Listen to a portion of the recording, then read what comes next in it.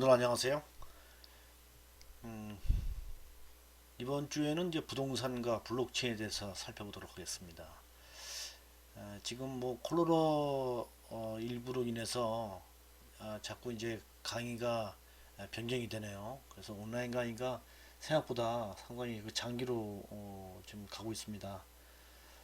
그래서 아마 5월 그 둘째 주까지는 지금 현재 온라인 강의로 이렇게 해야 될 것 같아요.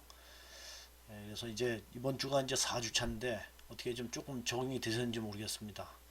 그래서 어, 하여튼 뭐 이번 주부터는 이제 블록체인이 부동산에 어떻게 활용되는가 하는 상태를 살펴보도록 하겠습니다. 먼저 과제를 하나 부여를 하겠습니다. 그래서 원래 에, 지금 몇 주차죠? 그 발표 토의가 이제 7주차에 발표 토의를 하도록 되어 있었는데 아마 지금 일정으로 봐서는 4월 23일 날 이렇게 하도록 되어 있었는데 좀 가능하지 않을 것 같아요. 가능하지 않을 것 같고 발표는 뭐 나중에 여러분들하고 이제 얼굴을 맞대고 이제 강의를 뭐 5, 6월 정도에 하게 된다면은 그때 하도록 그렇게 하고요. 과제를 하나 이제 부여를 하도록 되어 있습니다. 그래서 과제를 하나 여러분들한테 미리 부여를 하겠습니다. 그래 여러분들이 이제 강의를 들으시면서 그런 내용을 참고해서 이제 과제를 때 해결할 수 있겠죠. 네 가지를 이렇게 선정해 봤어요. 뭐냐면 첫 번째는 국내외 그 최근 프로테크 현황과 발전 방향이라는 거예요. 요거는 우리가 앞으로 강의를 제가 하게 될 겁니다. 그래서 그 내용을 참고해서 여러분들이 작성하시면 될 거고요. 그 다음에 두 번째는 뭐냐면 4차 산업혁명과 부동산은 어떤 관계가 있는가 요거에 대해서 하고요. 그 다음에 세 번째가 이제 빅데이터가 부동산에서 어떻게 추진되고 있는지 정책적으로 아니면 활용이 어떻게 되고 있는지 하는 내용. 4주차는 이번 주부터 이제 하게 될 블록체인이 부동산의 추진 정책과 활용 이거에 대해서 이렇게 네 가지 과제를 여러분들한테 부여합니다. 여러분들은 이 과제 네 가지 중에요 한 가지나 두 가지를 여러분들 자율적으로 이렇게 선정하셔가지고 그래가지고 요거를 제출하시기 바랍니다. 그래서 제출한 날짜가 지금 뭐 이렇게 5월 16일로 일단 날짜를 정했는데 그래서 5월 16일 하면은 5월 말까지 하기로 하죠. 5월 말. 그래서 5월 왜냐면 28일이네요. 5월 28일. 또 좀 조금 더 연장을 해드리겠습니다. 그래서 5월 28일까지 A4지로 해서 한 3매 내지 5매 정도요. 그 분량으로. 이렇게 이제 한번 여러분들 나름대로 강의를 듣고서 여러분들에게 정리를 한번 해보시는 것으로 이렇게 하려고 합니다. 그래서 뭐 아래 한글로 작성해도 좋고요. 워드나 파워포인트 뭐 여러분들이 원하는 어떤 걸로 해도 좋습니다. 그래서 그런 식으로 해서 여러분들 과제를 이렇게 작성해서 제출을 해주시면 좋겠습니다. 이것도 마찬가지로 카페에다 제출하시면 됩니다. 이렇게요. 그 다음에 아까 말씀드렸듯이 이제 발표 및 토인데 요거는 일단 여러분들하고 이제 한 5월 셋째 주부터 직접 이제 대면에서 이렇게 강의가 이루어진다는 가정을 하게 된다면은 그러면 날짜를 다시 이제 잡아가지고 발표를 하고 토의를 하도록 하겠습니다. 그래서 일단 2명을 이렇게 발표를 하려고 합니다. 한 명당 20 내지 한 25분 정도요. 그래서 여러분들 중에 먼저 자원자를 받겠습니다. 그래서 발표를 하시겠다 하는 분 먼저 자원을 하셔서 그거를 여러분들 카페에다가 댓글을 다시던지 아니면은 저한테 개인적으로 말씀하시던지 이렇게 해서 먼저 자원자를 받고요. 그리고 자원자가 뭐 통상 있습니다. 왜냐하면 뭐 아무래도 좀 학점이 잘 나갈 수 있겠죠. 그래서 학점을 관리하시는 분 중에 이제 자원자가 반드시 있게 마련인데 혹시 자원자가 안 나올 경우에는 제가 발표 한 2주 전에 제가 지명을 하도록 하겠습니다. 그렇게 해서 하도록 그렇게 하겠습니다. 자, 이번 주부터 이제 블록체인에 대해서 살펴볼 텐데요. 그래서 이번 주는 이제 블록체인이 무엇인가에 대한 전반적인 내용을 살펴보도록 하고요. 그리고서 이제 블록체인에 적용되는 다양한 그 기술들이 있습니다. 그래서 그런 기술들에 대해서 세부적인 것을 이제 살펴봐야 여러분들이 이제 블록체인이 부동산 분야에서 어떻게 활용을 적절하게 할 수 있는지를 이해할 수 있을 거라고 이렇게 보이기 때문에 그런 내용을 좀 할까 하는 생각도 하고요.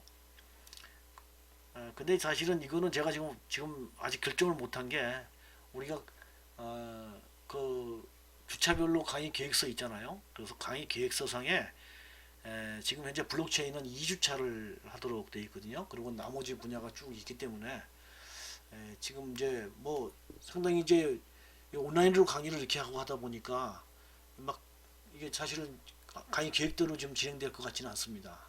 그래서 상당히 그 좀 이렇게 수정해 가면서 그러면서 하긴 해야 되지만 제 욕심 같아서는 이 기술에 대한 것을 한 1 내지 2주차 정도 요거를 좀 여러분들한테 강의를 할까 하는 생각하는데 그거는 나중에 시간이 좀 가능하면은요. 지금 이제 시간이 이렇게 가능할 것 같지 않은데 가능하면은 혹시 가능하면 그때 말씀을 드리는 걸로 이렇게 하고요. 계획대로 이제 2개 주차를 해서 1개 주차는 이번 주에 블록체인 전반적인 내용, 그 다음에 다음 주에는 블록체인이 분야별로 어떻게 활용되고 있고 우리 부동산에서는 어떻게 활용되는지 하는 것으로 이렇게 강의를 진행을 하도록 하겠습니다. 다시 말씀드리지만 이게 적용 기술 이 부분이 상당히 좀 어려워요. 그래서 책을 봐도 이해를 못한다는 분이 거의 대부분입니다. 그래서 이런 거에 대해서 여러분들한테 나중에 봐서 강의가 이게 진행되는 걸 봐서 나중에 시간이 좀 가능하면은 그때 추가적으로 말씀을 드리도록 하겠습니다. 자, 블록체인 전반적인 내용을 말씀을 드리겠습니다. 가트너라는 그 기관이 말이죠. 이 IT 기술에 대해서 얼마나 발전되고 있고 앞으로 얼마나 발전될 가능성이 있는지 또 시장에서는 어떤 전망성인지 하는 것을 매년 이렇게 분석을 해가지고 발표를 합니다. 그래서 이제 그 블록체인의 기술에 대해서 하이퍼 사이클을 갖다가 이렇게 그려서 이렇게 발표를 했는데요. 2019년도에 어떤 기술이고 다 태동기나 거품기, 그 다음에 거품이 없어지고 이제 실망하는 길을 거쳐서 다시 재조명되고 안정적으로 이제 그것이 발전돼가는 이런 과정을 거친다고 이렇게 얘기하면서 이 과정에서 이제 블록체인의 여러 가지 기술 중에 이쪽 부분으로 우측으로 갈수록 어떻게 활용성이 굉장히 높은 거죠. 이렇게 그래서 보니까 이제 스마트 계약, 스마트 컨트랙트, 이제 스마트 계약이라든지 공공에서의 블록체인, 공공의 서비스에서 블록체인, 그 다음에 이제 은행이라든지 아니면 투자 이런 서비스에 대한 블록체인, 또 어떤 그 자산의 자산에 관련되는 거요. 그런 데 대한 블록체인. 그 다음에 이제 암호화폐. 그 다음에 이제 분산 기술. 그 다음에 ICO.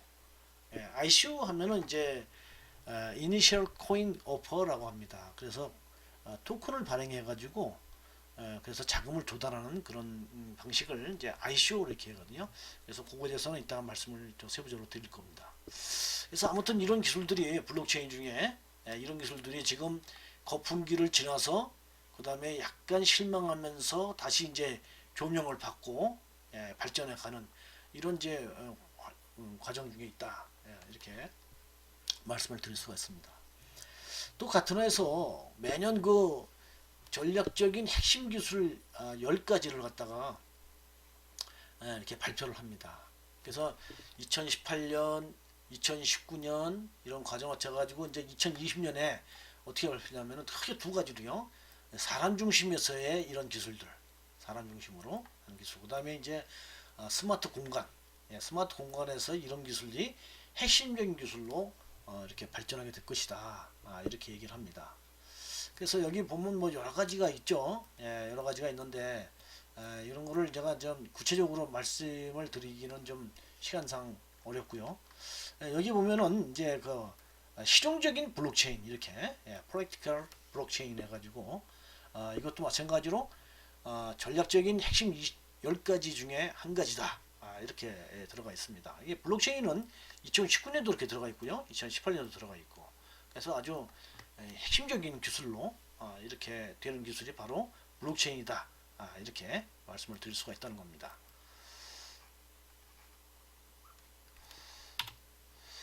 그 블록체인은 말이죠. 어떠냐면은 사업적인 부가가치가 굉장히 큰 것으로 이렇게 분석을 하고 있습니다. 그래서 어떻게 전망하냐면요. 2020년도에 이게 급성장을 하죠. 이렇게. 예, 급성장을 합니다. 그래서 2020년은 128% 성장하다가 성장을 하고요.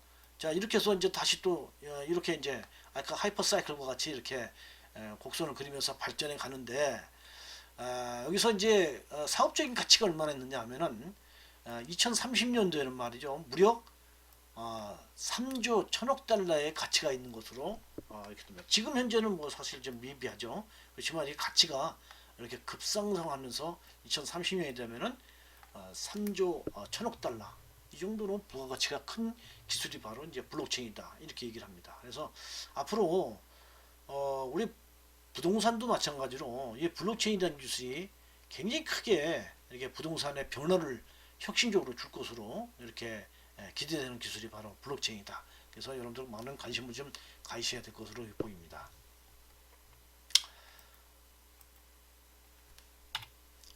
자, 이 블록체인 중에 이제 그 여러분들 잘 아시는 그 비트코인이 있죠. 그래서 이제 비트코인이 만들어진 블록체인, 그래서 비트코인 블록체인 이렇게 얘기하는데 이 비트코인 블록체인이 나오게 된 배경은 어떻게 냐면은 사토시 나카모토라고 여기 써 있죠. 이렇게 여기 보면은 사토시 나카모토가 이런 메일을 보냈습니다. 이 메일을 누구한테 보냈냐면요. 암호학 전문가 수백 명한테 이렇게 한 9쪽짜리 되는 이 논문인데 이 논문을 갖다가 2008년 10월 30일 날 이 논문을 갖다 쫙 이제 메일로 보냈습니다. 네. 그 안에 보면은 뭐라고 써 있냐? 이런 말이 있어요. 저는 신뢰할 만한 전자화폐 시스템을 연구하고 있다. 그래서 이 시스템은 완전히 개인 간 거래가 가능하며 신뢰할 만한 제3의 기관이 필요 없다. 이렇게. 그러니까 이게 거래가 되면은 중간에 신뢰하는 어떤 은행이라든지 이런 것이 있어야 되는데 그런 거 없이도 충분히 개인 간의 거래가 될 수 있는 이런 연구를 내가 한 논문이다. 이렇게 해서 이제 이 논문을 갖다가 이제 발표를 이렇게 해요. 발표했는데 자, 이 논문은 이제 발표가 되고 있는데 바로 이 논문입니다. 그래서 논문 제목은 뭐냐면은 피어 비트코인 피어 투 피어 일렉트릭 캐시 시스템 이렇게. 그래서 이 논문을 이제 2008년 10월 30일 날 암호학자 전문가들한테 이렇게 쫙 보냈는데 이 안에 보면 이제 이런 말도 나와요. 뭐냐면은 의장은 은행을 위한 두 번째 금융 규제에 직면해 있다. 타임지에서 이렇게 나온 내용인데 이런 것들이 있어서요. 미국의 그 최대 그 투자 은행인 리먼 브라더스가 이렇게 이제 파산을 하고요. 파산을 하면서 그것이 도면 현상에 의해서 이제 금융위기가 이렇게 오게 되는 걸 이렇게 바라본 거죠. 이렇게 바라보면서 야 이게 참 중앙에서 이렇게 문제가 되니까 말이지 이게 전체적으로 전 세계적으로 영향을 미치는구나.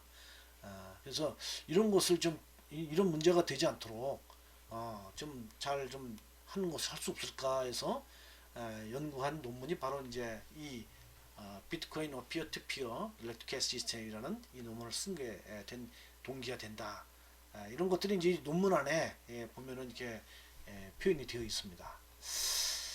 자, 이 논문이 나오게 되고요. 그래서 이제 10월 31일 날 이 논문이 딱 발표를 하고 나서 상당히 많은 사람들이 관심을 가질 거라고 생각했는데 딱 한 사람 관심을 갖더랍니다.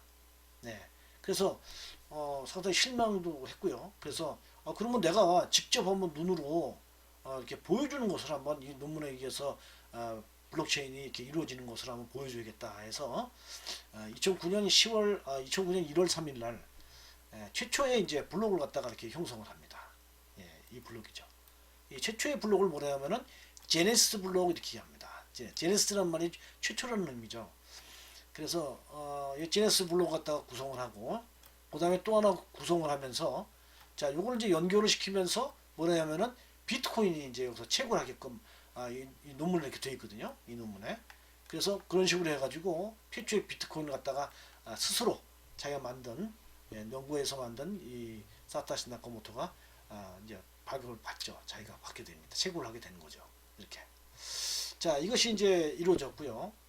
자, 그러고서 이제 쭉 바라보는데 사실 이제 이렇게 비트코인이 이 안에서 이제 이렇게 나왔다 할지라도 블록이 형성되면서 나왔다 할지라도 그 블록이 어떤 의미를 가져야죠. 아무것도 아닌 것이라고 그러면은 이게 뭐 무슨 의미가 있겠어요? 네, 그래서 실제로 이제 이게 채굴된 이 블록체인에 의해서 실제 거래가 언제 이루어지냐면은 2010년 5월 22일 날 라즈로라는 사람이 최초의 이제 거래를 했습니다. 그래서 1만 비트코인으로 약 30달러짜리 피자 두 판을 구매를 하는 것이 이제 이루어져요. 그래서 이 논문을 이렇게 보면은 이 매일 이렇게 이제 주고받고 이제 합니다. 이 피자를 판매하는 데 하고. 그래서 이제 이렇게 해가지고 드디어 이제 10월 5월 20일 날 메일을 몇 번 주고받고 이렇게 하다가 실제로 만 개의 비트코인을 가지고 이렇게 성공을 거래하는데 성공이 되도록 이렇게 되어 있다는 거죠. 이렇게. 사실 이제 이게 사실 역사적으로 큰 사건입니다. 이렇게 된 것이. 그래서 이제 이날이 이제 10월 매년 5월 22일 날은 비트코인 피자 데이 이렇게 얘기합니다. 그래서 비트코인 데이로 해가지고 이날 때 이제 기념하는 행사도 하기도 하고 이렇게 합니다. 그러면서 이렇게 이제 블록을 지면서 이렇게 채굴되는 그 비트코인이라는 것이 의미를 갖게 되는 거죠. 가치를 갖게 되는 그런 것이 실제 이루어지는 것이죠. 자, 여기 1만 비트코인이지 않습니까? 만 비트코인. 지금 만 비트코인 하면은 지금 뭐 한 700에서 한 1000만 원 정도 되는 것 같습니다. 700에서 1000만 원이다. 그러면은 대략 한 600에서 한 7, 800달러 되는 거죠. 7, 800달러. 맞습니까? 그렇게 되는 건가요? 700달러 아니 어떻게 됩니까? 가만 있어 봐요. 그러니까 2000 하여튼 이게 만 개의 비트코인으로 30달러를 구매했으니까 지금은 하나의 비트코인이 지금 한 700만 원에서 한 1000만 원 가까이 왔다 갔다 하는데요. 그거하고 치면 가격이 엄청난 차이가 나는 거죠. 만약에 이 피자를 판매했던 사람이 만 개 비트코인을 지금까지 그냥 갖고 있다 그러면은 이 사람은 어마어마한 돈을 지금 갖고 있는 것이 되는 격이 된 거죠. 이렇게. 그래서 비트코인의 가격이 지금 뭐 폭등하고 막 이렇게 또 내려가고 이렇게 변동폭이 큰데 이때에 비하면 엄청난 2010년에 비하면 엄청난 가격으로 지금 되고 있는 것으로 이렇게 보입니다. 그래서 사실은 요 초기에 실제로 그 미국에 있는 어떤 그 형제는 말이죠. 이 비트코인을 갖다가 그때부터 사 모았습니다. 이제 가격이 굉장히 올라갈 것이라는 것을 생각하면서. 그래서 지금은 그 사람은 거부가 됐죠. 이런 일이 발생되기도 합니다. 자, 그렇게 해서 이제 어떻게 했냐면은 지금 현재 이 블록체인이라는 말은 이제 블록을 이게 형성하면서 두 개의 이게 블록이 형성되면서 그것이 연결된다 해서 블록체인 이렇게 얘기하는데 이 논문에는 블록체인이라는 용어가 하나도 안 나옵니다. 다만 이제 이런 형식으로 되니까 블록체인이라고 하자 이렇게 해서 용어가 탄생되기도 했죠. 자, 여기에 보면은 지금 현재 2018년 12월까지 통계를 보면요, 약 3억 건의 트랜잭션이 지금 이 블록이 형성되어 가지고 저장이 되어 있고, 거기에 약간 몇 개의 블록이 있냐면 55만 블록에, 그래서 용량은 한 200기가를 차지를 하고 있다, 이렇게 보입니다. 그래서 지금 이제 이 블록이 하나 형성되는데 통상 얼마 정도 시간이 되냐면요, 한 10분 단위로 블록이 형성돼요. 또 10분 단위로 블록이 형성되고, 그래서 연결을 시키고, 또 10분 단위로 또 트랜잭션 거래가 된 것이 또 이루어져서 그것이 또 블록을 형성하고, 이런 식으로 돼가지고 지금 현재까지 2009년 1월 30일부터 2018년 12월까지 55명 블록이 형성되어 있다는 거죠. 이렇게 하나 여담입니다만, 이제 이 논문을 발표를 한 사람이 뭐냐면 이제 사토시 나카모토입니다. 예, 사토시 나카모토라고 하는 거 봐서는 일본 사람 같죠. 예, 그래서 처음에는 다 일본 사람인 줄 알았습니다. 예, 그래서 그 사람이 누구냐고 막 찾으니까 실제로 미국에 한 그 일본인 교수가 말이죠. 사카시 나카모토가 있더랍니다. 그래서 그 교수를 찾아가 가지고 당신이 이 논문을 쓴 사람이냐? 그러니까 이 사람이 나는 아니다. 이렇게 됐어요. 그래가지고 이 논문을 이제 쓴 사람을 막 찾아서 이제 찾으려고 굉장히 수문을 하고 했는데 나중에 저 미국에 있는 한 교수가 내가 쓴 논문이다 이렇게 나타났답니다. 예, 그래서 정말 맞는지 하고 이제 몇 가지를 이제 확인해 보니까 아닌 거예요. 예, 그래서 그 사람은 괜히 뭐 자기가 맞다고 그렇게 하다가 그냥 챙취만 당하고 이렇게 들어가고 지금은 뭐 호주에 있는 한 교수가 내가 이 논문을 썼다 이렇게 얘기를 해서 그 사람을 갖다가 이제 검증을 이렇게 하는데 뭐 맞는 것 같답니다. 근데 한 번 이렇게 속고 나니까 한 번도 아니겠죠. 여러 번 속았겠죠. 그래서 그렇게 속고 나니까 확신을 갖지 않는 상태 같습니다. 그래서 아이가 지금까지는 이제 알려지기는 이제 사카시 나카모토로 알렸기 때문에 계속 이제 사카시 나카모토로 이렇게 공식적으로 이렇게 얘기를 하고 있습니다. 자, 이 사카시 나카모토는 그 논문을 이렇게 보면요, 이런 생각을 했던 것 같습니다. 그 이제 미국의 리먼 브라더스가 이제 그 파산을 하면서 그것이 도미노 현상에서 세계적인 금융위기가 오는 것을 보러 보면은 중앙에서의 어떤 문제가 전체적으로 영향을 미치는구나. 이런 것들이요. 그래서 이렇게 중앙에서의 그런 그 권력이 여기에서 전체에 영향을 미치지 않는 어떤 시스템을 만들어면 좋지 않겠는가. 그래서 민주성이나 또 신뢰성, 그 다음에 가용성이 보장된 시스템을 구현을 하는 것이 좋겠다. 그렇게 할 수 있으면 참 좋겠다. 자, 그러기 위해서는 중앙화되지 않는 탈중앙화를 통해서 해야 될 필요성이 있겠다. 그래서 이걸 탈중앙화를 통해서 첫 번째 뭐냐면 민주성을 해결을 한다 이거죠. 그래서 누구든지 다 참여를 하게 해가지고 다수의 선출을 하게 한다. 왜? 중앙화는 딱 누가 선정이 되죠. 근데 그 사람을 믿어야 되는 거죠. 신뢰가 갈 만한 사람이 기록일 중앙에서 해가지고 그것을 갖다가 전체 영향을 미치는데 이러다 보니까 그 사람을 믿지 못한다면은 신뢰성을 갖다가 근본적으로 문제가 될 수가 있겠죠. 그래서 누구든지 참여하고 그 중에서 다수의 정말 좀 누구든지 다 믿을 만하다고 하는 사람을 이렇게 선정을 할 수 있도록 그런 이제 민주성 될 수 있도록 하기 위해서 어떤 기술 문제냐면 이제 프로프워크 그래가지고 작업 검증을 이렇게 얘기합니다. 우리나라 말로 하면 작업 검증. 그다음에 이제 해시 퍼즐 이런 기술을 적용해 가지고 그 중에서 이제 기록을 할 사람을 갖다 선정을 하고 그래서 그 사람에 의해서 기록이 됨으로 인해서 데이터가 무결성이 유지되고 그 다음에 신원이 인증되는 이런 효과를 얻도록 한다 이거죠.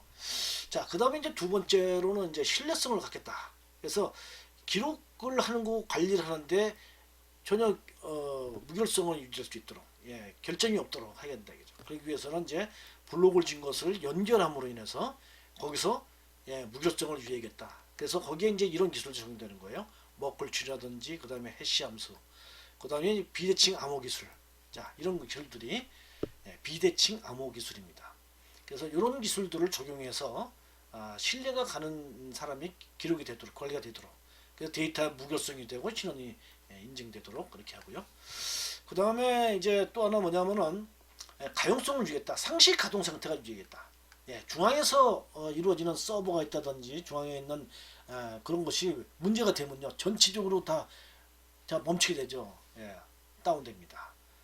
그래서 그런 문제가 생기지 않기 위해서는 어떻게 했냐 중앙 집중이 아닌 분산을 해야 되겠다. 분산 원장에서 관리해야 되겠다. 그래서 이제 분산 시스템이라든지 그 다음에 분산 원장 기술 자 이런 것으로 해서 언제든지 그 시스템이 가동 상태가 되도록 그래서 어디 한 곳에 문제가 된다고 그래가지고 전체가 가동이 안 되는 것이 아니라 어디 한 곳에 문제가 된다 할지라도 전체적으로 가동하는데 문제가 되지 않도록 자 이와 같이 탈중앙화를 통해서 민주성과 그 다음에 신뢰성 가용성이 보장되는 그런 그 시스템을 구축을 해야 되겠다 하는 생각을 사카스 나카모토는 했던 것 같습니다. 자, 이렇게 해서 이 블록체인은 이제 특징이 중요한 특징이 몇 가지가 있어요. 그래서 특징을 한 5가지만 살펴보도록 하겠습니다. 첫 번째는 이제 탈중앙화를 이룬다. 탈중앙화. 그래서 P2P 거래가 되고요. 그래서 그 중개를 할 필요가 없다는 거죠. 바로 개인 대 개인에도 거래되는 거죠. P2P라는 건 그냥 피어 투 피어입니다. 피어 투 피어. 피어. P-E-E-R이죠. 피어요. 피어 투 피어.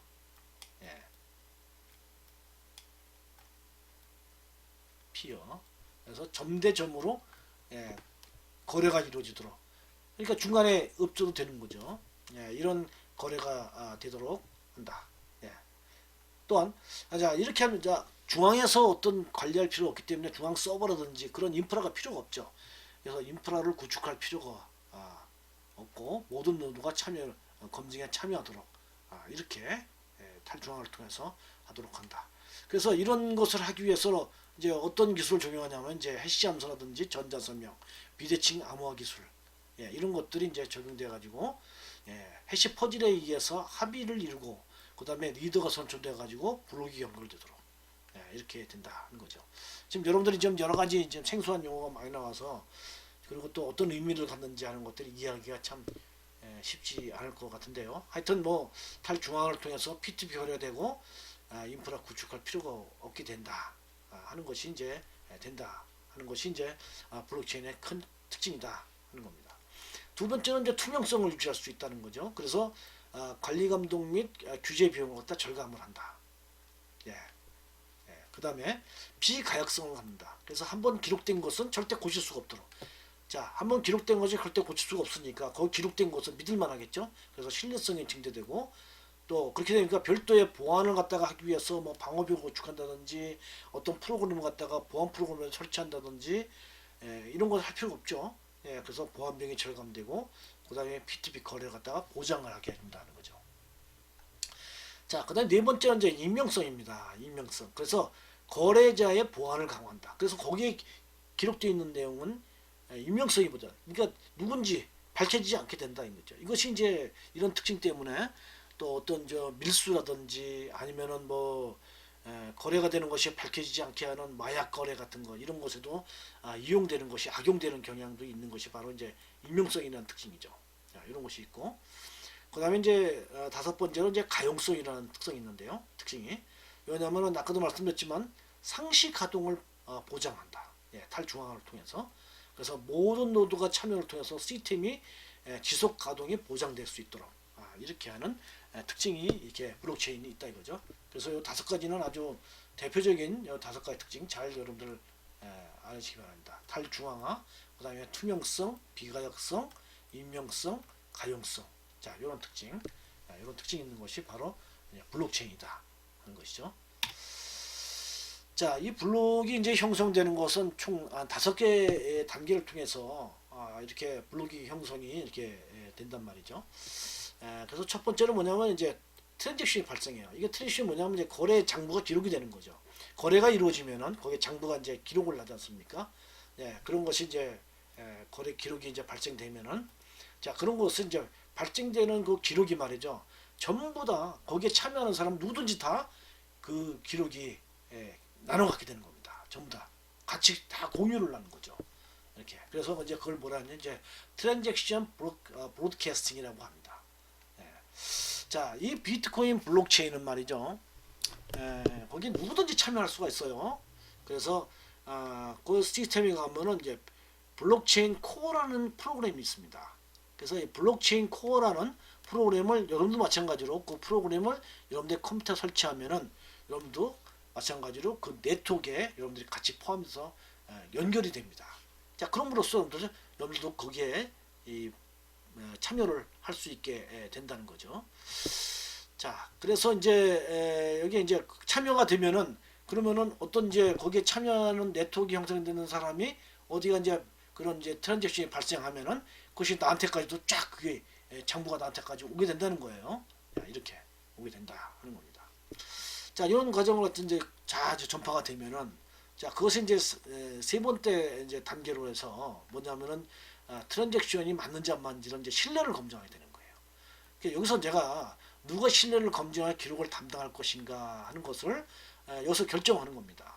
우리가 이제 중앙에서 중앙 시스템에서 되는 것은 중앙에 있는 어떤 담당자가, 그 믿을 만한 담당자가 미리 선정이 돼가지고, 그래서 그 사람은 미리 신뢰할 사람인지 아닌지 거기에 관리하는 사람이 이제 검증을 해가지고 그 사람한테 이제 부여를 하죠. 가서 기록을 하라고. 이렇게 하지만 이 블록체인 비트코인은 말이죠. 비트코인 블록체인은 그렇게 하는 것이 아니라 누구든지 참여를 해서 그 누구든지 참여한 사람 속에서 누가 기록할 것인지를 이렇게 선정을 하는 거예요. 예, 그러니까 뭐 믿고 안 믿고 그런 걸 검증을 하지 않은 과정에서 그런 것을 갖다가 이제 선정을 하는 것이 참 이 발상이 좀 대단한 거죠. 자, 그래서 먼저 이제 무결성을 검증하기 위해서 이런 해시 함수, SH256이라는 해시 함수를 가지고 이렇게 결정을 하게 된다.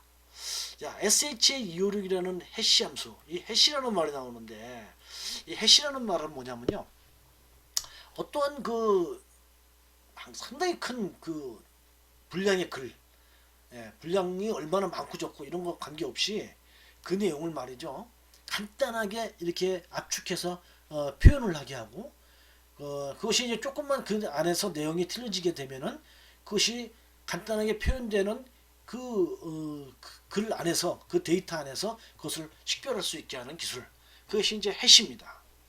그것이 이제 해시인데, 요걸 이제 해시를 하는 해시 값을 구하는 그 방법이 여러 가지 있는데, 그 방법은 뭐냐면 이제 해시 함수라고 하거든요. 그 해시 함수 중에 뭐 SH의 1부터 해서 SH256이라든지 이런 다양한 해시 함수가 있어요. 그런 여러 가지 해시 함수의 여러 가지 방법 중에, 자, 비트코인 블록체인에서는 SH256이라는 해시 함수를 이용한다 이거죠. 자, 그래서 이 SH256이라는 이 해시 함수는 어떠한 글을 갖다가 이 해시 함수를 통해서 이렇게 간단하게 표현한다 이거죠. 이걸 32바이트로, 이렇게 여기에 제가 지금 크게 써놨는데 이런 걸로 딱 표현한다 이거죠. 자, 예를 들어서 말이죠. 자, 우리나라 국회 도서관에 있는 엄청나게 많은 책들 있지 않습니까? 거기 가면은, 그래서 그거를 몽땅 다 SH256으로 하면은 이렇게 간단하게 표현할 수 있다는 거예요. 이렇게 간단하게, 이렇게 표현할 수 있다. 자, 그래서 이 안에 이제 도서관에 엄청나게 많은 책 중에 어디 한 군데 글자 하나만 고쳐도 어떻게 되느냐? 이 값이 틀린다는 거죠. 그래서 원래 이 해시를 했던 글하고 한자를 고쳐서 해시함수 256을 통해서 해시한 값하고는 틀려지기 때문에, 이게 문제가 틀려졌구나, 안에 뭐가 위조가 됐구나, 변조가 됐구나 하는 것을 쉽게 식별할 수 있게 해주는 것이다 하는 거죠. 자, 이런 걸 통해서 무결성을 검증한다 이겁니다.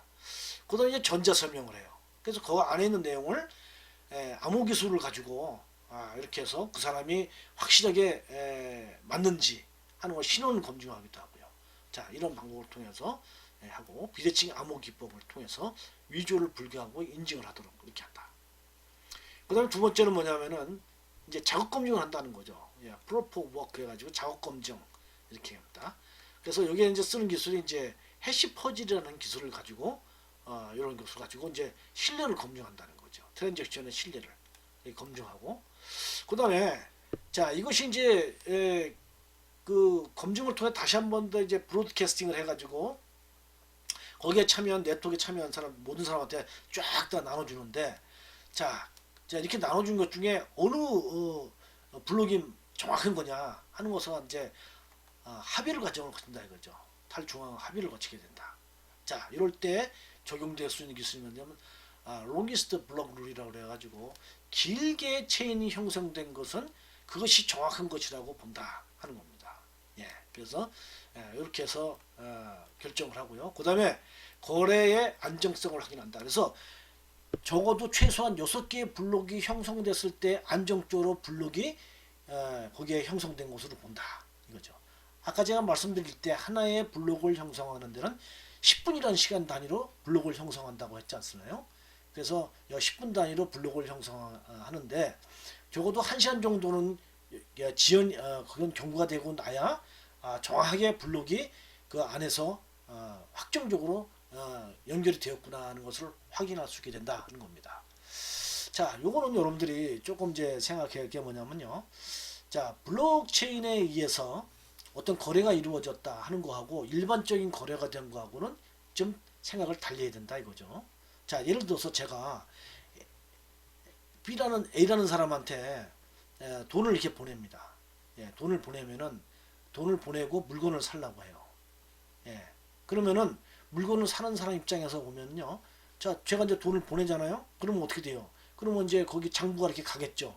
아, 제가 돈을 보냈습니다. 지금 인터넷 뱅킹 해가지고 얼마를 보냈습니다고 이체한 결과를 딱 보내주면은 확실하게 내 통장으로 그 돈을 보냈구나. 그리고 물건을 보내주면 되는 거죠. 지금 현재 시스템으로서는. 근데 블록체인에 의해서 보내준 건 말이죠. 자, 내가 이제 블록체인에 의해서 보내줬어요. 그러면은 그 장부에 기록이 돼가지고 가겠죠. 예, 그러면 내 블록에 연결이 딱 되지 않겠습니까? 그럼 연결이 딱 됐으니까 어때요? 확실하니까 물건을 보내줬다. 근데 연결이 됐다 할지라도 이것이 가장 길게 연결된 것이 확정적으로 되기 때문에 임시적으로 연결이 될 뿐이지 그것이 다시 떨어져 나갈 수 있다는 거예요. 내가 연결되어 있는 블록이 다른 사람이 연결된 블록보다 짧다면은 내가 변동이 충분히 있을 가능성이 있다는 거죠. 예, 롱지스트 블록 룰에 의해서 이렇게. 예, 그래서 적어도 돈을 보냈습니다. 그러고 블록체인에 의한 그 거래에 의해서 장부를 보내준다, 나한테 그 확인한다 할지라도 어느 정도 시간이 경과된 다음에 해야 된다고요. 6개 블록, 적어도 1시간 정도는 경과가 되는 다음에 확인을 해야 확실하게 그 블록이 딱 나한테 기록이 확정적으로 되기 때문에 그렇게 확인하는 것이 기존의 거래와 이 블록체인의 거래하고는 차이다 이겁니다. 그래서 이런 것들이 좀 잘 생각해야 할 부분으로 보여요. 아무튼 이렇게 신뢰를 검증하고 합의하는 과정을 통해서 그래서 누가 기록할 것인가를 결정을 하고 그래서 그 사람에 의해서 기록이 돼가지고 블록이 거기에 형성이 확정적으로 이루어지고 그래서 블록이 연결된다. 자, 이랬을 때 비로소 블록이 딱 연결되는 겁니다. 여기서 연결되는 것은 임시적으로 연결되는 거죠. 연결됐다가도 떨어져 나가고 다른 것이 연결될 수 있어요. 그래서 이렇게 딱 1시간 지나고 난 다음에 살펴볼 수 있어야 된다. 자, 이와 같이 5가지의 단계를 거치면서 블록이 형성되도록 되어 있다는 겁니다. 자, 이런 이제 블록체인은 말이죠. 아까도 말씀드렸듯이 이렇게 2011년도에 이렇게 비트코인이 US 달러하고 본격적으로 이렇게 거래가 이루어지게 되고요. 2011년 2월 9일에 그다음 2013년에는 8월 달에는 이제 텍사스주 같은 경우에는 비트코인이 법적으로 이제 화폐로서 인정을 받게 되고 그다음에 10월 달에는 이제 해외 비트코인 거래소나 송금 플랫폼에 등장을 하게 되기도 하고요. 그다음에 2014년도에는 이제 해외 송금 서비스가 드디어 이제 등장하게 되고 그다음에 마이크로소프트에서 이제 비트코인으로 결제가 시작되고요. 그다음에 2015년도에 3월 달에는 미국의 이제 버클레이에서 블록체인 연구소가 이제 설립이 되면서 본격적으로 이제 블록체인에 대한 연구를 하게 되고 그다음에 IBM 같으면은 지역결제 시스템을 갖다 구축을 시작하고 자 나스닥 같은 데도 말이죠 비상장 주식거래 플랫폼을 구축했다 시작하고요. 자 5월 달에는 시티뱅크에서 지점 간의 거래를 홀쭉을 해서 블록체인 기술에 대한 연구하고 개발을 시작하는 자 이런 식으로 해서 처음에 이제 블록체인이 처음에 2009년도에 만들어지면서부터 해서 시간이 감에 따라서 거래가 실적으로 거래가 되기도 하고요. 그 다음에 그런 것들이 이제 뭐 해외 송금 네트도 이용하게 되고 그 다음에 지급 결제를 한다든지 플랫폼이 비상장 주식 거래하는데 플랫폼이 구축되고 이런 식으로 해서 은행에서도 본격적으로 활용될 수 있도록 하는 것이 이제 적용되는 것이 이제 블록체인이다 하는 거죠. 자, 이와 같은 이제 블록체인은 여러 가지 유형으로 이렇게 나눕니다. 이렇게 나누는데 대표적으로 보면은 이제 퍼블릭 블록체인과 프라이빗 블록체인, 그다음에 컨소시엄 블록체인 이렇게 세 가지로 구분해요. 앞에서 봤던 이런 이제 4가지 특징이 있죠. 탈중앙화. 탈중앙화는 퍼블릭 블록체인은 아주 잘 돼 있죠. 근데 여기 이제 이 4가지 금방 말씀드렸던 탈중앙화라든지 그다음에 뭐 투명성이라든지 비가역성이라든지 가용성 이런 것이 잘 되어 있는 것이 이제 퍼블릭 블록체인입니다. 근데 퍼블릭 블록체인은 앞에서 제가 블록을 형성하는 과정에서 여러 가지 기술이 적용된다고 말씀을 드렸어요. 이런 여러 가지 기술이 적용되다 보니까 속도가 굉장히 느릴 수밖에 없습니다. 그래서 사실은 이제 효율성과 신뢰성이라는 것이 두 가지를 놓고 보면은 빠르고 편하게 하는 효율성이라는 것을 포기하고 그다음에 신뢰가 가는 그다음에 가용성 있는 그런 것으로 더 중심을 무게중심을 둔 것이 바로 이제 퍼블릭 블록체인이라는 거죠. 자 이러다 보니까 속도가 너무 늦어가지고 실용성이라는 면에서는 상당히 문제가 있을 수밖에 없습니다. 그래서 이런 실용성에서 가장 문제가 있는 것이 뭐냐면 탈중앙화죠. 탈중앙화를 하다 보니까 문제가 많아요. 그래서 탈중앙화를 갖다가 이제 이루지 않고 그다음에 이제 투명성이라든지 아니면은 이제 속도를 굉장히 빠르게 하는 이런 쪽으로 이제 변형을 하게 되는 거죠. 그래서 그렇게 하다 보니까 어떻게 하느냐? 그 아까도 제가 그 비트코인 블록체인 말씀드릴 때 그거는 누구나 다 참여할 수 있다고 했지 않습니까? 그래서 누구나 다 참여할 수 있는 것이 아니라 어떤 게 거기에 약정돼 있는 사람만 참여가 이루도록 이렇게 하는 거죠. 왜 누구든지 참여를 하게 못하게 하냐면 누구든지 참여를 하게 해서 거기서 이렇게 결정을 하기니까 많은 시간이 필요할 수밖에 없기 때문이죠. 그래서 어떤 이제 그 인가된 사람들만 여기서 참여를 해서 하게 됨으로 인해서 탈중앙화를 이룬다. 컨소시엄도 마찬가지고요. 그래서 요 프라이빗이나 컨소시엄 블록체인은 인가된 사람들만 참여를 하게 하는 거죠. 그러니까 탈중앙화를 포기하는 겁니다. 이렇게. 자, 그래서 이런 이제 퍼블릭 블록체인은 이제 비트코인이나 이더리움 이런 쪽에 해당하는 것이고, 프라이빗 블록체인 같은 이제 거버먼트나 은행 이런 데서 적용되는 블록체인 기술. 그 다음에 이제 컨소시엄 블록체인은 이제 하이퍼레저라든지 이런 데서 적용되는 기술이 바로 이제 컨소시엄 블록체인 이렇게 얘기합니다. 자, 여기서 이제 퍼블릭 블록체인이 지금 앞에서 말씀드린 그런 여러 가지 특징을 가지고 있는 블록체인이고요. 이 블록체인이라는 것은 프라이빗 컨소시엄 블록체인이라는 것은 사실은 이제 블록체인을 좀 변형한 거죠. 효율성이라는 것을 뭐 기하기 위해서 한 것이고, 그래서 사람들이 이렇게들 많이 해요. 이게 진정한 블록체인이고 요거는 블록체인이 아니다 이렇게 얘기하는 사람도 있습니다.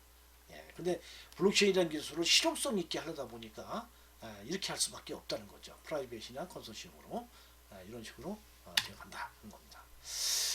자, 퍼블릭 블록체인은 최초로 이제 형성을 하게 된 이제 것인데 이렇게 상호 익명성을 가지고 누구든지 참여하게 해서 여기서 이렇게 하게 하는 거죠.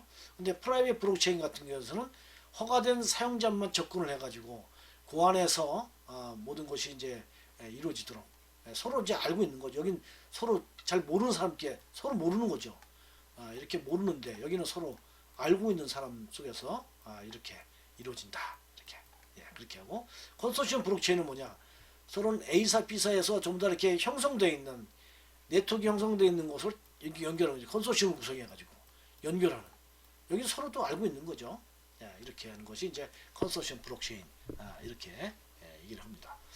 그래서 이제 여기에 이제 퍼블릭 블록체인은 공공의 블록체인이라고 볼 수 있고, 그다음에 퍼블릭 블록체인은 개인형, 그다음에 이제 컨소시엄 블록체인에 가서 이제 반중앙형 블록체인이다 이렇게 얘기를 할 수 있습니다.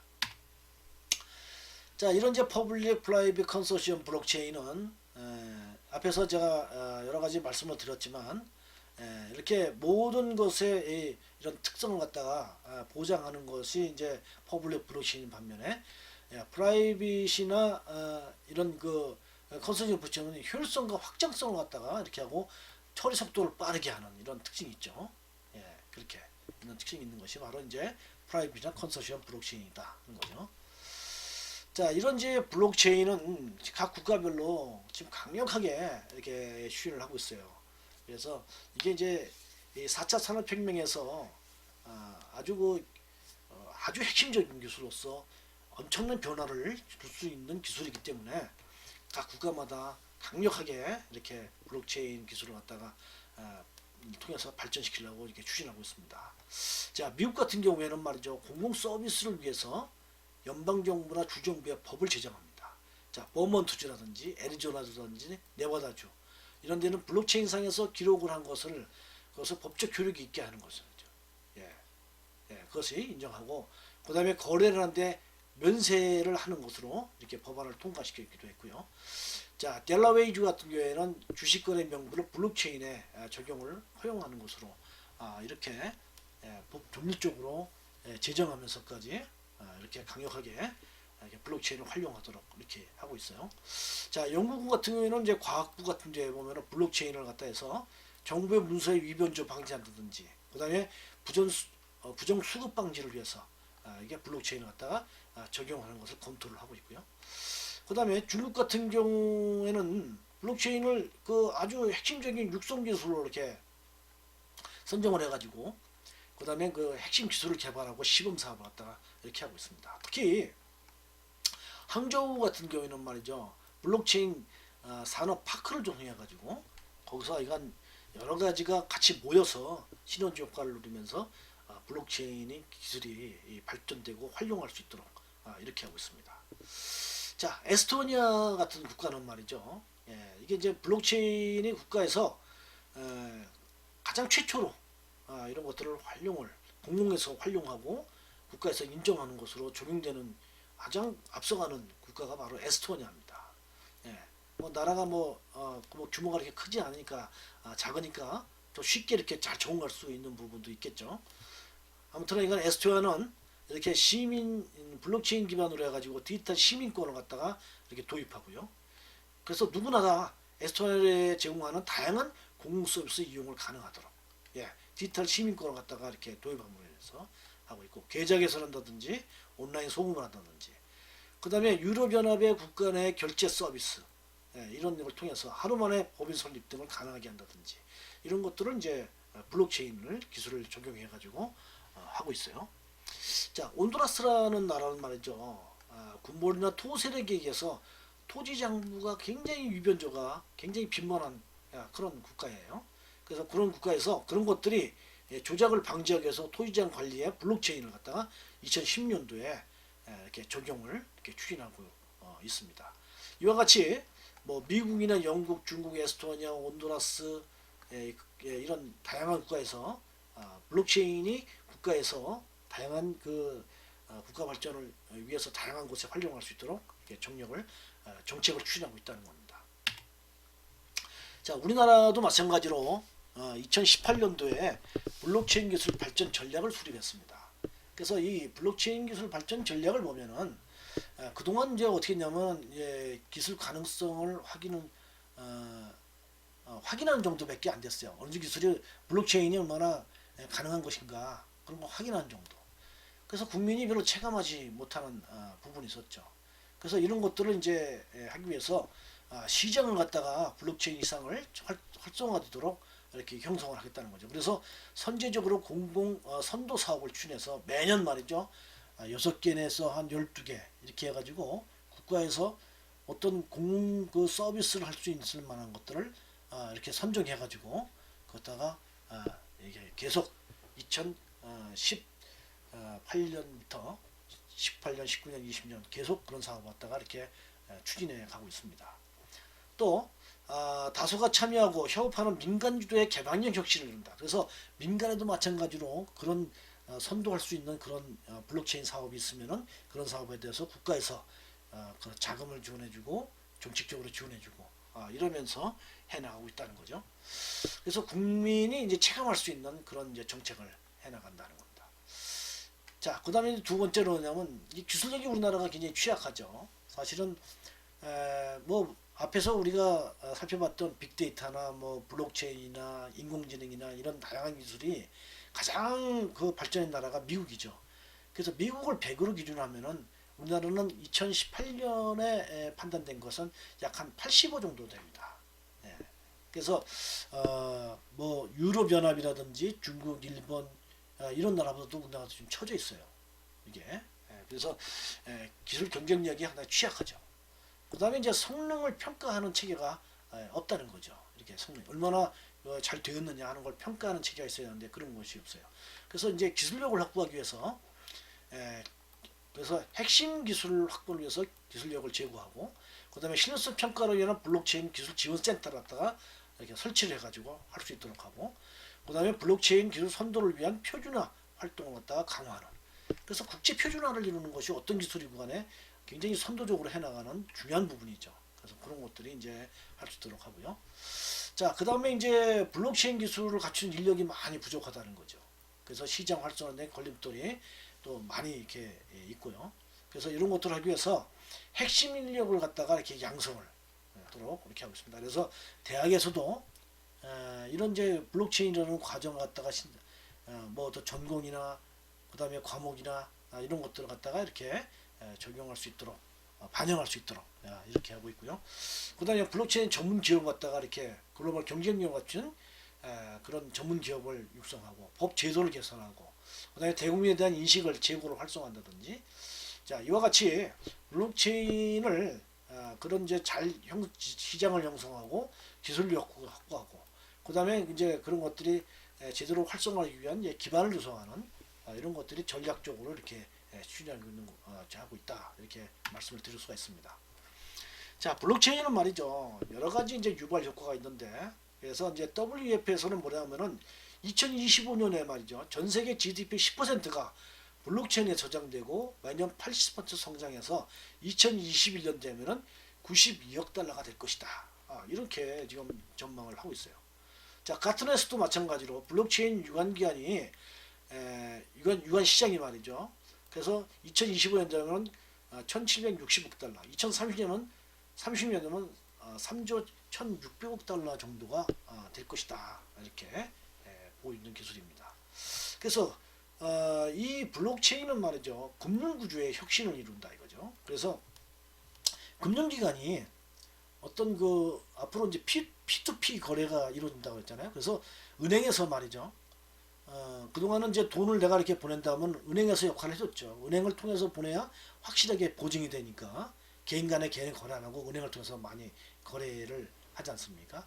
그래서 은행이 이제 그런 역할을 하는 것이 이제 있었는데 이런 것들이 말이죠. 블록체인 나옴으로 인해서 중간에 인증을 하지 않더라도 블록체인의 그 비가역성인 그런 특성이 있어가지고 다 기록이 남고 이변조가 안 되는 기록이 남단 말이죠. 그래서 은행의 역할이 대폭적으로 축소될 가능성이 굉장히 크다는 거죠. 그 다음에 지급결제 같은 것들도 이렇게 블록체인에서 해서 효율성을 제공할 수도 있고 자 이렇게 되고요. 그 다음에 암호화폐가 말이죠. 2019년 4월 기준으로 해서 한 2138개가 암호화폐가 만들어져서 이것에 의해서 많은 거래가 이루어지고 또 이런 것이 ICO라는 그런 과정을 거쳐가지고 많이 활성화가 이렇게 돼요. 그래서 가상 화폐를 통해서 결제수를 인정하는 것이 앞으로 더욱더 많아지는 이런 추세가 가게 된다는 거죠. 그러므로 인해서 암호화폐가 확산이 되고 그 다음에 이 블록체인이라는 기술은 비록 그 뭐 거래가 이루어지고 그 다음에 뭐 결제가 이루어지는 그런 금융 서비스 정도만에 해당하는 것이 아니라 모든 그런 그 분야에 적용할 수 있는 것이 바로 이 블록체인입니다. 예. 그래서 모든 부분에 예를 들어서 이런 것도 하나 좀 생각해 볼 수 있어요. 앞으로 이제 뭐 자율주행 자동차가 나왔다. 예, 자율주행 자동차. 지금은 이제 자율주행 자동차도 1단계부터 5단계까지 있습니다. 근데 5단계까지 가면 어떻게 하냐면 사람의 개입 없이 그냥 버튼 하나만 누르고 지정만 해주면 안전하게 확실하게 그 도달되는 지역까지 딱 주행 스스로 하는 거죠. 예, 근데 지금은 그런 기술까지는 안 되고 지금 한 3단계 정도 돼요. 3단계 뭐냐면 인간이 개입을 하는 거죠. 여차하면은 사람이 조치를 할 수 있도록 문제가 잘못됐을 때. 자, 이것이 이제 자율주행 자동차인데 만약에 5단계까지 가서 안전하게 내가 갈 수 있게 하고 싶은데 예를 들어서 중간에 누가 해킹을 하면 어떻게 될까요? 자동차를 해킹을 하면 그래서 다리 위 이렇게 지나가는데 누가 해킹을 해가지고 다리 빠뜨릴 수도 있겠죠. 충분히 가능합니다. 예, 이거는 기술적으로 가능해요. 예, 그런데 블록체인 기술 가지고 하면 어떨까요? 그러면은 그런 것들이 보안성이라든지 비가역성이라는 특성이 있기 때문에 어떻게 돼요? 절대 누가 중간에 해킹을 하거나 그럴 수 없게 되는 거죠. 자, 이와 같이 자율주행 자동차에도 블록체인 기술이 적용돼요. 예, 제가 하나 예를 들었는데 이와 같이 블록체인 기술은 적용되지 않는 부분 없이 모든 부분에서 적용할 수 있는 기술이다. 자, 그런 으로 인해서 이 블록체인은 생태계에 엄청난 변화를 줄 수 있는 기술이다. 이와 같이 금융구조, 암호화폐, 그 다음에 생태계 변화 이런데 아주 줄 수 있는 그런 혁신적인 기술이 바로 블록체인 기술이라는 겁니다. 자, 이와 같이 돼서 블록체인은 경제적으로 말이죠. 엄청난 효과를 얻는다고 해요. IDC 같은 경우에는 2020년에 한 200억 달러라든지, 예, 또 뭐 맥킨시, WEF 이런 다양한 기관에서 말이죠. 엄청난 경제적인 효과를 얻을 수 있는 기술이 바로 블록체인이다. 이렇게 얘기를 하고 있습니다. 자, 이와 같은 이제 블록체인이 이런 이제 은행기관, 예, 금융기관에서 많이 이렇게 여러 가지를 이제 적용시켜가지고 블록체인 기술을 거기서 적용시켜가지고 거래를 이루어지게 되는데 활용하고 그 다음에 거기 원장을 갖다가 보안성을 높이면서 활용할 수 있게 한다든지 뭐 여러 가지 부분에서 이런 블록체인 기술이 적용이 되고 있어요.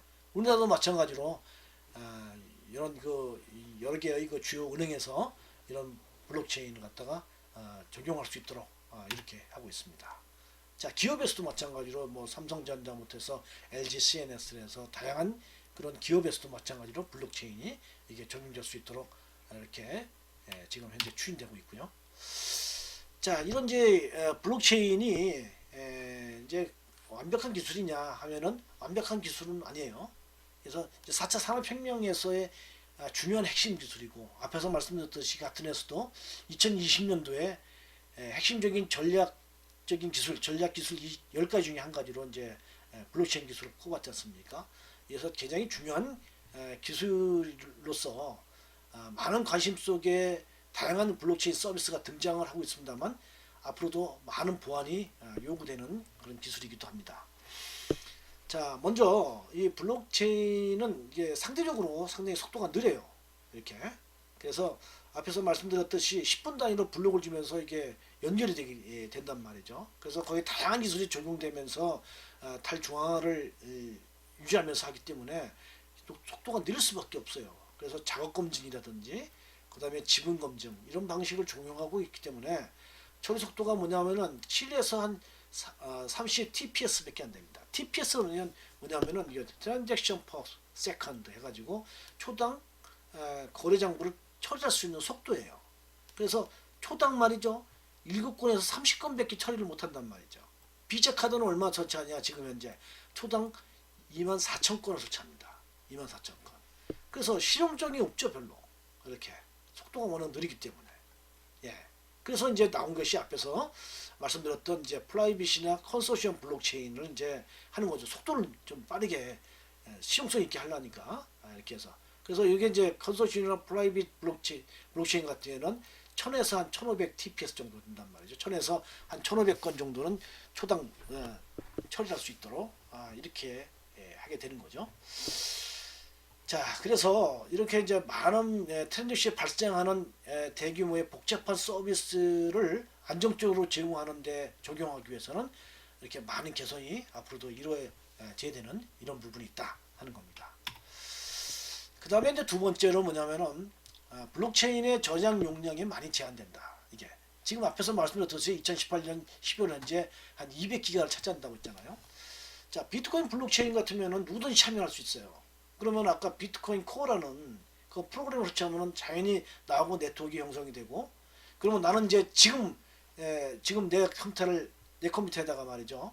거기다가 이렇게 그 프로그램을 설치해가지고 네트워크 형성하면은 한 2주일 이내에 200기가라고 지금까지 이렇게 연결되어 있는 블록들이 내 컴퓨터에 다 들어옵니다. 예, 그러면은 내 컴퓨터는 내가 쓰지 않더라도 200기가라는 걸 못 쓰게 되는 거죠. 여기 저장이 다 되니까. 이게 앞으로 시간이 감갈수록 더욱더 많아지겠죠. 예, 그래서 상당히 부담을 이게 주게 된다는 겁니다. 이렇게. 자, 이런 것들이 기술적으로 많은 제한을 주고 이제 보완이 될 부분을 보여요. 자, 그 다음에 이제 트랜잭션을 이제 수정하고 제한을 하거나 개인정보 차원에서 많이 이제 취약해질 수가 있다. 트랜잭션 중간에 이제 기록되어 있는 것을 수정을 할 수가 있어요. 아까 비계약성을 해서 수정할 수 없다고 그랬죠. 예, 수정할 수 없다고 그랬습니다. 그 다음에 또 근데 기록되어 있는데 거기 개인에 관련된 정보가 기록된 것은 어떨까요? 개인정보법에 보면은 잊혀질 권리가 있단 말이죠. 그래서 정보 주체는 내 정보를 삭제할 수도 있고 열람할 수도 있고 수정할 수 있게 되어 있는데 블록체인에 의해서 기록되어 있는 그런 기록은 비가역성이라는 특성이 있어서 고칠 수 없기 때문에 개인정보에 취약해지는 문제가 생길 수 있다는 거죠. 자, 이런 것들이 이제 좀 제한되는 부분이고요. 그 다음에 비트코인 블록체인 같은 것은 운영 유지가 불확실할 가능성이 크다. 자, 왜 그러냐? 이것이 이제 해시 퍼즐에 의해서 가장 빠르게 그 두 개의 블록이 이렇게 블록이 형성돼 있고 또 블록이 형성될 때 이렇게 자 여기 요 이제 여기 적용되는 요 값을 이건 이제 난스 값이라고 그래요. 이걸 이제 쉽게 말해서 이제 암호값이라고 합시다. 요걸 연결할 때 암호값. 네, 요 암호값을 말이죠. 요거는 이제 가장 빠르게 여기 참여하는 사람 중에 가장 빠르게 그 값을 결정한 사람. 그 결정하는 그 암호값 결정하는 걸 뭐라고 하냐면 이제 해시 퍼즐이라고 합니다. 해시 퍼즐. 예. 그래서 나중에 여러분들한테 시간이 좀 여유가 있으면은 요 블록체인 기술에 대해서 말씀을 좀 드리겠습니다. 해시 퍼즐이 뭔지를. 지금 이제 그냥 간단하게 쉽게만 말씀드릴게요. 그래서 이 해시 퍼즐에 의해서 이 값을 결정할 수 있단 말이죠. 근데 여기 참여하는 사람들 중에 가장 빠르게 한 사람, 선착순으로 그 사람한테까지만 블록체인 비트코인을 갖다가 부여하는 거죠. 비트코인을 이렇게 부여를 합니다. 예. 그러니 어때요? 나머지는 열심히 거기서 가장 빠르게 이 해시 퍼즐에서 이 암호값을 결정하려고 난스 값을 결정하려고 이렇게 했다가 2등을 하면요 아무 소용 없는 거죠. 애만 쓰다 마는 경우가 되는 거죠. 그러면서 이 난스 값이 계속 이게 뭐예요? 어때요? 이게 난이도가 올라가게 되는 거예요. 그래서 이게 지금 어느 정도까지 올라가면 최초의 요 해시 퍼즐을 한 것에 지금하고 하니까 7.45배가 아니라 7.45 조배만큼 이 난이도가 올라가요. 그만큼 경쟁적으로 치열하게 경쟁하면서 이 비트코인을 받으려고 하기 때문이죠. 자, 그러니까 난이도가 이렇게 상승함으로 인해서 어때요? 그러니까 컴퓨터가 굉장히 빠른 속도로 계산할 수 있어야겠죠. 요 난스 값을. 예, 이 값을 결정하도록 해야 되는 거예요. 그러니까 파워가 굉장히 좋은 컴퓨터를 써야 되고 또 전력도 굉장히 많이 소모하게 되고 이렇게 되는 거죠. 예. 그런데 자, 여기서 이제 요 결정을 할 때 여기 할 때 비트코인을 부여해 주는데 요게 이제 사토시 나카모토라는 사람 말이죠. 이 논문을 쓰면서 어떻게 규칙을 정했냐면은 처음에 할 때는 비트코인을 몇 개를 주냐면은 50개를 준다. 50개. 그래서 50개를 줘가지고 그 다음에 4년이 지나면요 그거를 반씩 줄인다. 자, 그래서 2009년도부터 해서 5년간은 보통 5년간 안에는 블록이 10분 단위로 형성돼 가지고 체인을 형성할 때마다 가장 빠르게 그 난스 값을 결정한 사람한테 50개씩 주는 거예요. 50개씩. 자, 그렇게 해서 4년을 주고 4년이 지나면은 그 다음에는 50개에서 반을 줄여요. 그럼 몇 개 줘요? 그러면 25개를 주는 거죠. 25개에서 또 4년간 블록을 지을 때마다 가장 먼저 그 난스 값을 지을 때마다 또 주는 거죠. 자, 이렇게 해가지고 지금 다시 또 25개에서 또 반을 또 줄였어요. 이게 2010년도에. 그래서 12.5개를 준단 말이죠. 그리고서 2020년 되면 다시 또 12.5에서 또 반을 줄입니다. 6.5개로. 자, 해시 퍼즐은 갈수록 이 난이도는 올라갈 수밖에 없죠. 올라감으로 인해서 컴퓨터 파워도 많이 되고 전력 소모도 많이 되고 이렇게 해서 비용이 엄청나게 들어가는데 받는 블록은 비트코인은 적어져요. 반감이 계속 이루어지니까. 그 다음 어떻게 돼요? 그러니까 수익성이 이렇게 약화될 수밖에 없는 거예요. 채굴하는데 수익성이 약화돼요. 자, 이러다 보니까 처음에는 막 그 값 받겠다고 막 가다가 말이죠. 지금은 한 개의 비트코인을 말이죠. 비트코인을 채굴하는 데 들어가는 비용을 치니까 대략 한 지금 뭐 한 거의 그 비트코인을 지금 거래하는 가격과 거의 유사한 값으로 지금 맞춰져 가고 있답니다. 그러다 보니까 앞으로 갈수록 채굴을 하려고 하겠어요? 안 하겠어요? 채굴하려고 하는 사람이 별로 없겠죠. 그래서 그렇게 채굴하는 사람이 2018년도에는 한 3만 명 됐는데 자, 29년 10,000명으로 줄었습니다. 10,000명으로. 자, 그럼으로 인해서 이렇게 인원이 줄므로 인해서 어떻게 돼요? 난이도가 갖다가 뚝 떨어지는 이렇게 경향을 보이기도 한다. 자, 결국에 뭐냐면은 비트코인 블록체인은 탈중앙화를 위해서는 여러 사람들이 참여를 해서 참여하는 쪽에서 이렇게 블록이 형성되고 그런 식으로서 계속 유지가 돼가는 쪽으로 가야 이 비트코인 블록체인이 유지가 될 수 있다는 거죠. 근데 참여하는 사람이 결국 참여하는 동기는 뭐냐면은 이 비트코인을 받기 위해서 하는 거죠. 그게 동기 유발을 시키는 거죠. 근데 이게 갈수록 채굴의 채산성이 약해지니까 악화되니까 어떻게 돼요? 유지하거나 운용하는 것이 불확실하게 되는 것으로 이제 가게 될 것이 크다는 거죠. 많은 사람들이 비트코인이라는 것이 앞으로 그런 재테크 수단으로 이렇게 자산 관리라든지 이런 거 재테크하는 수단으로 어떻게 가능성이 큽니까? 좋습니까? 하는 얘기를 하지만 저는 이런 면에서 봤을 때 어떠냐면은 이거는 앞으로 굉장히 우려스럽고 이렇게 투자를 하는 데는 위험이 너무 큰 그런 것이 아닌가 이런 생각도 이렇게 들기도 합니다. 자, 그 다음에 또 하나가 뭐냐면요. 50부터 공격에 취약합니다. 예. 그래서 50부터 공격이라는 건 뭐냐면요. 여기에 참여하는 사람들이 예를 들어서 100명인데요. 100명이 세계 각국에 다 퍼져 있겠죠. 예, 그러니까 누가 참여하는지도 모릅니다. 그래서 내가 어떤 서류를 갖다가 내가 위조를 하고 싶다. 고치고 싶다. 이렇게 한다 그러면은 거기에 참여한 사람들을 어느 정도 고쳐야 되느냐. 적어도 51%는 그 정보를 고쳐야 그 정보를 고칠 수가 있는 거죠. 우리가 지금 현재는 어떻게 돼요? 중앙에 있는 그런 시스템만 가서 들어가기가 접근하기 어렵지 그것만 접근해 가지고 거기서만 고치면은 다 해결되는 거죠. 그러면은 문제가 위변자한테 문제가 없는데 블록체인이라는 것은 거기에 참여한 사람들이 전부 다 장부를 나눠갔기 때문에 그 사람들을 다 고쳐야 된다 이거예요. 예. 그래서 요거를 확률적으로 보니까 51%는 고쳐야 된다. 예. 그렇게 됩니다. 그래서 실제로 이제 50%라는 것이 세계 각국에 퍼져있기 때문에 그것을 가서 일일이 다 고치기는 참 쉽지 않은 그런 것을 해서 비교학성을 유지할 수 있다라고 하는데 만약에 50% 고칠 수도 있겠죠. 이럴 땐 굉장히 취약할 수 있다. 실제로 말이죠. 여기에 참여하는 사람을 이제 노드라고 합니다. 이렇게 이 시스템에 참여하는 사람을 노드라고 하는데 이게 지금 한 1000만 내지 2000만의 사람이 이렇게 연결돼 있어요. 아까 채굴하는 것은 2018년도에 3만에서 2019년도에 10,000명으로 줄었다고 그랬죠. 그러니까 연결만 돼 있는 사람이 있고 연결된 중에서 채굴을 목적으로 거기에 이제 참여하는 사람이 있는 거죠. 여기에는 이제 연결되게 되는 사람이 한 1000만에서 2000만 정도 되는데 이 중에서 채굴을 하는데 되는 사람은 이렇게 한 1000명밖에 안 됩니다. 여기 있는 것 같이.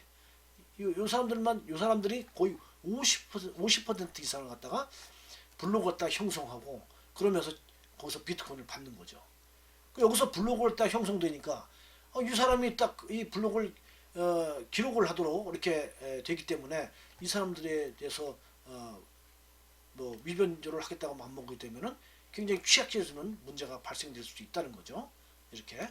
그래서 이런 것들이 이제 문제가 될 수 있어요. 그 다음에 이제 양자 컴퓨터라는 것이 있어요. 양자 컴퓨터는 우리가 지금 슈퍼컴퓨터하고 틀려서 대규모 연산을 한다. 동시에 연산해요. 우리가 지금 현재 컴퓨터는 말이죠. 숫자적으로 이렇게 계산하는데 양자 컴퓨터는 뭐냐면은 동시에 한꺼번에 계산합니다. 이게 속도가 굉장히 빠르죠. 예.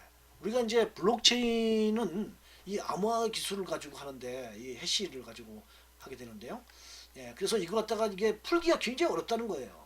이거를 암호화된 것을 풀기가 굉장히 어렵게 돼 있는데 양자 컴퓨터가 되면은 쉽게 풀 수 있기 때문에 블록체인인 것도 굉장히 이게 무력화될 수 있는 가능성이 크다는 거죠. 자, 여기 보는 바와 같이 129자리의 소인수 분해를 하는데 고성능 컴퓨터는 1600대로 8개월이 소요되는데 양자 컴퓨터는 말이죠. 수시간 내에 해결이 끝납니다. 이거 129자리의 소인수 분해도. 자, 1000비트에 대한 소인수 분해를 하는데 고성능 컴퓨터는 100만 년이 걸리는데 양자 컴퓨터는 1초 내지 한 2일이면은 이걸 해결할 수 있다는 거예요. 그래서 블록체인 기술에 의해서 아무리 암호화를 하고 그렇게 아주 했다 할지라도 어떻게 돼요? 양자 컴퓨터가 나오면은 그런 것들 갖다가 전부 다 문제가 다 풀어낼 수 있다는 거죠. 그래서 무력화시킬 수 있는 이런 것이 이제 있기 때문에 이런 것들도 기술적으로 많이 보완이 될 부분이다. 이렇게 말씀을 드릴 수 있다는 겁니다. 자, 이런 블록체인은 말이죠. 이런 이제 세대가 이제 비트코인은 1세대라고 하고요. 이더리움부터 해서 리프코인, 라이프코인, 비트쉐어는 2세대. 그다음에 이제 알트코인은 이제 3세대 이렇게 얘기합니다. 그래서 특히 이제 이더리움 같은 경우에는 이제 비트코인의 취약점을 보완한 이제 그 블록체인이죠. 이런 기술이 이제 있어서 하여간 블록체인 기술이 지금 비트코인 지금 제가 지금까지 말씀드린 1세대를 떠나서 2세대, 3세대로 이렇게 발전해 간다는 겁니다. 자, 그래서 이제 2세대의 이제 블록체인이라는 이제 이더리움 같은 경우는 어떻게 되냐면은 탈중앙 분산 어플리케이션인 DApp을 개발하고 운영할 수 있는 플랫폼이다. 이렇게. 이제 이더리움이 이제 등장하게 된 것은요. 비트코인 블록체인이 확장을 하거나 개선에 많은 이제 제한이 돼요. 그러니까 좀 확장해서 좀 활용할 수 있게 하고 개선을 하고 싶은데 그것이 많이 제한을 되게 되고 그 다음에 다중거래가 하는데 문제가 있고요. 안 되고 그 다음에 다양한 어플리케이션 구현이 구현하고 그래서 비트코인 블록체인은 그 자체만이지 그것을 갖다가 더 발전시키고 확장하는 데는 많은 문제가 있어서 자 요걸 이제 좀 더 확장해 가지고 더욱더 발전시키기 위해서 하게 된 것이 이제 이더리움인데 자 이 이더리움은 이제 분산 컴퓨팅 플랫폼을 이용하고요. 그 다음에 이제 자체 코인이 이제 이더를 이렇게 사용할 수 있게 하고 그래서 스마트 컨트랙트 구현을 가능한다. 스마트 계약을 가능하게 한다 이거죠. 그래서 온라인상에서 특정 계약 조건을 실행하게 되면은 계약이 이루어지도록 딱 자동적으로 이루어지도록 이렇게 되는 것을 어때 프로세스로 해서 이루어지는 것이 이제 이더리움이라는 이제 블록체인입니다. 그래서 이런 이제 이더리움 블록체인은 다양한 이제 블록체인 플랫폼이라든지 앱을 이렇게 이용해요. 디앱이라고 그래가지고 이런 것들이 이제 이런 디앱들이 많이 나와서 이렇게 활성화가 이루어진 것이 바로 기술이 바로 이더리움입니다. 자, 이더리움과 비트코인은 말이죠. 최초 작동한 것이 비트코인은 2009년이었고요. 이더리움이 2015년이에요. 해시함수 아까 말씀드렸듯이 이거는 SHA-256이라는 데 SHA-3를 쓰고요. 그 다음에 최고라는 데는 어떻게 하면은 10분 단위로 블록을 형성한다고 했잖아요. 그래서 10분 단위인데 이건 10 내지 19초로 해가지고 되고 있고요. 그래서 현재 약간 이 비트코인은 55만 개의 블록이 형성되는 반면에 여기는 굉장히 짧죠. 10 내지 19초이기 때문에 약간 700만 개 정도의 블록이 형성돼서 비트코인은 한 200기가 정도로 갖다가 용량을 차지하면 이더리움은 1.2 테라바이트 이렇게 차지하고 있는 것이 이제 이더리움입니다. 자, 이런 이제 특히 이제 스마트 이더리움에서 이루어지는 계약이 이제 스마트 컨트랙트, 스마트 계약이라고 이렇게 합니다. 그래서 스마트 계약은 인터넷상에서 계약과 많은 차이가 있어요. 그래서 계약을 갖다가 참이냐 거짓이냐 이런 것으로 이렇게 표현을 해가지고 프로그램화 시켜서 그런 것에 의해서 거래가 자동적으로 계약이 자동적으로 체결될 수 있도록 이렇게 하는 거죠. 자, 그래서 프로그래머가 그 계약하는 조건을 갖다가 불표현으로 참이냐 거짓이냐 이런 표현을 가지고 이렇게 프로그램을 짜는 거죠. 근데 짜는데 그것이 법률적으로 아무 문제가 없기 때문에 법률가와 같이 협업을 하게 한다. 그 다음에 프로그램에 그런 버그가 있으면 그것을 해결할 수 있다는 거죠. 프로그램을 쫙 짰는데 버그라는 것이 없는 프로그램이 없잖아요. 그래서 그런 것들을 해결할 수 있도록 해야 되고 자 블록체인상의 거래는 이렇게 디지털 자산이나 암호 자산, I2E에서 스마트 자산으로 이렇게 변경하는 조건으로 갖는 거죠. 이렇게 이렇게 그래서 복잡한 권리관계를 분석하는 데 소요시간과 노력을 절감한다. 그래서 이 블록체인 상에서 거래는 말이죠. 이 프로그램을 잘 이렇게 짜놓게 되면은 일일이 뭐 권리관계를 분석하고 이렇게 할 필요가 없는 거죠. 그 프로그램을 짠 것에서 자동적으로 쫙 처리가 되기 때문이죠. 그 다음에 이제 인간의 개입 없이 중개가 불필요하게 되고 이렇게 그 다음에 이제 여기 자동 판매기나 알고리즘 거래과는 차별된다 이렇게 했는데 자동 판매기는 어때요? 우리가 내가 어디 뭐 음료수를 하나 먹고 해서 1,000원짜리면은 1,000원짜리 지폐를 넣게 되면은 그 안에서 내가 원하는 그 음료수가 딱 나오지 않습니까? 이렇게 그런 거죠. 조건에 맞는 것으로 딱 하면 1,000원짜리를 넣어야 되는데 500원짜리를 넣으면 안 나오죠. 10,000원짜리를 넣으면요 거슬러지고 나오지 않아요. 그래서 제가 그 조건을 맞춰야 돼요. 요거라고 해서는 1,000원을 넣어줘야지 내가 원하는 내가 선택한 커피가 나오게 되는 것과 같이 그런 조건을 딱 맞춰줘서 자 이렇게 되는 거죠. 근데 중간에 어때요? 얼마든지 그것을 변경할 수 있죠. 변경할 수 있습니다. 알고리즘 거래 계약도 마찬가지죠. 우리가 주식을 분석하고 주식을 거래하는데도 이 알고리즘 거래를 거래 계약을 합니다. 예, 그렇게 해서 그 조건에 딱 맞춰지면은 어떻게 돼요? 그것이 이제 거래가 이게 자동적으로 이렇게 이루어지도록 하는 거죠. 주가를 다 분석을 해가지고 그래가지고 그 조건에 맞춰 어떤 조건에 맞추게 되면 자동적으로 프로그램에서 주식 거래가 사거나 팔거나 이렇게 하게 되어 있는 것이 이제 알고리즘 거래 계약인데, 자 이거하고 이게 스마트 컨트랙트하고 틀린 것은 알고리즘 거래 계약은 중간에 어떻게 프로그램을 변경할 수 있죠. 예, 변화를 줄 수가 있습니다. 그 조건을. 예, 그렇게 하지만 스마트 컨트랙트는 중간에 그 조건을 갖다가 변경을 할 수가 없는 거죠. 야, 이런 것들이 좀 알고리즘 거래 계약고 스마트 컨트랙트하고는 좀 차이가 있는 것으로 됩니다. 그 다음에 조건부 거래액의 일종이라고 본다. 스마트 계약은. 예, 그래서 상대방 신용과 관계없이 된다. 그러니까 상대방의 신용이 있고 그거는 중요한 게 아니죠. 그게 중요한 게 아니라 조건에 맞느냐 안 맞느냐 그것만 가지고 거래가 이루어지도록 하는 계약이다라는 겁니다. 이렇게. 그 다음에 조건 성취 여부를 해석 평가가 법적으로 중요한 쟁점이다. 예, 그래서 그 조건이 성취가 되도록 하는 조건이 법적으로 문제가 있느냐 없느냐, 법적으로 문제가 있느냐 없느냐는 거 중요한 것이지 신용에는 별로 문제가 되지 않는다. 신용하고는 전혀 관계없다 이거죠. 자, 객관적인 조건에 충족되는 계약에 유용하다. 그래서 부동산 거래나 그다음에 보험 계약, 그다음에 금융 및 증권 계약 이런 데 아주 유용하게 쓸 수 있는 것이 바로 스마트 계약이라는 거죠. 특히 비정형 처리가 되는 부동산 의사결정 프로세스에 굉장히 적합한 된다. 그래서 앞에서 제가 여러분들한테 빅데이터 말씀드린 전형 데이터와 비정형 데이터 말씀을 드렸는데 이런 비정형 데이터 처리를 통해서 부동산의 의사결정을 한다. 투자를 할 것이냐 말 것이냐, 계약을 할 것이냐 말 것이냐 하는 그런 프로세스도 굉장히 적합하게 될 수 있는 것이 스마트 계약이에요. 그래서 이 스마트 계약은 굉장히 보안성과 신뢰성, 투명성, 신속성, 그 다음에 저렴한 비용으로 이렇게 할 수 있도록 체결하고 시행하게 할 수 있도록 하는 기술이 바로 스마트 계약이다 하는 겁니다. 자, 그래서 이런 스마트 계약은 미국이라든지 영국, 중국, 일본 이런 나라에서 말이죠. 아주 굉장히 활성화가 이루어지고 있고요. 그리고 이런 것들이 이제 법적으로 문제가 되지 않도록 하기 위해서 아주 다양한 법에서 이렇게 입법을 하고 개정을 하고 이렇게 추진되고 있는 것입니다. 그래서 스마트 계약이 앞으로 굉장히 크게 활성화될 것으로 이렇게 보인다는 거죠. 자, 이와 같이 해서 이번 주에는 말이죠. 블록체인이라는 것이 무엇인가 하는 것은 전반적인 사항을 살펴보았습니다.